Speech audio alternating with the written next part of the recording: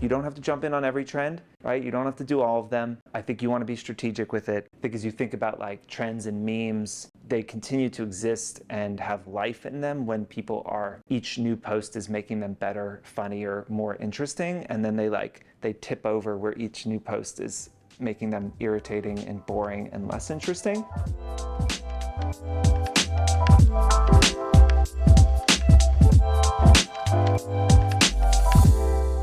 Welcome, Negronis with Nord, episode number 29.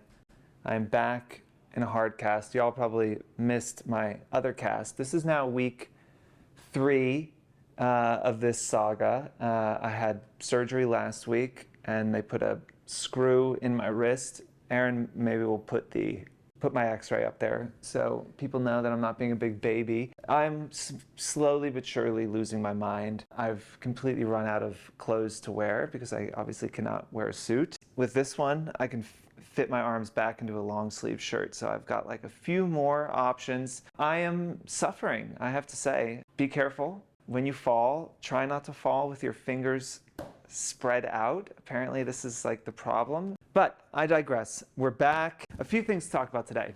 One, something that I don't like discussing, which is Taylor Swift. If anyone in my office watches this, there'll be some sort of mutiny since everybody is completely obsessed with her. I guess last night she announced she has a new album coming out. I'm always interested how celebrities are using social, especially in these moments where, you want to have this kind of impactful launch moment. T Swift just did one post. Interesting that it was a carousel. The second one had the bulk of the caption of what she was trying to say was put onto the image, which obviously made it quite a bit more shareable. I don't know if this is something she does normal. I looked through the post. It seems like she had done it a couple of times, but not super often. The post is doing quite well for her. I think it was at 6.6 million likes or something. Shareability is so important right now, making sure the content can be consumed in the share, putting that caption into one of the carousels so that when people share it, and then you have to click through to see the caption, which is so much less likely to happen. Interesting strategy. This is obviously something that their team would have talked about at length, wanting to have that single moment that was really impactful and get as much sharing as you can. It is something I saw shared quite often, obviously, mostly amongst my obsessed staff members, but an interesting comp. It's always good to look at kind of the biggest power users and what they're doing in these kind of moments because, obviously they have the ear of Instagram, full teams helping them out. So it's always interesting to see what the strategy is for them. Shareability becomes more important because that is a big driver of the algorithm. I can consume the bulk of that inside of the share, inside of that story. Worth thinking about, and that is hopefully the last time that I will think about Miss Swift this week. Speaking of TikTok, we have been thinking a lot about the shift away from followers and the algorithm being the foundation of what is driving performance. That is going to, if that trend continues, obviously change social quite a bit as we know it. Looking at trends, as trends become a bigger driver of that algorithm, you want to be able to jump into these themes and jump into these trends and memes so that you can capitalize on that. Living your life online, you're going to be exposed to these trends early. You'll start to get a sense and a feel for when to jump in on them and when it's too late. You want to be in that 4 to 8 day range probably, right? You don't want to be so early that everyone's people are what the hell is this? You definitely don't want to be the person still posting the Little Miss meme today, right? That's super tragic and sad as well. You want to make sure that you're on that upswing, that you're adding to it, that you're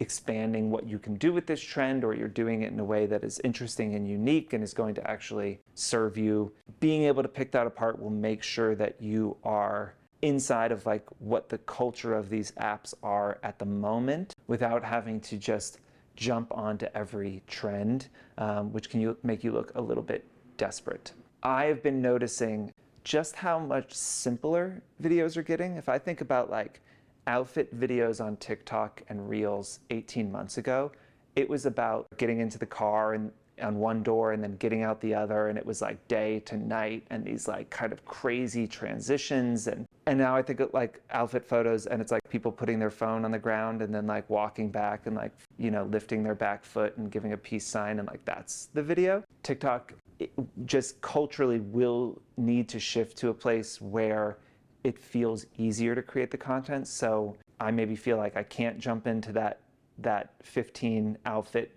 transition one, but I can do the other one.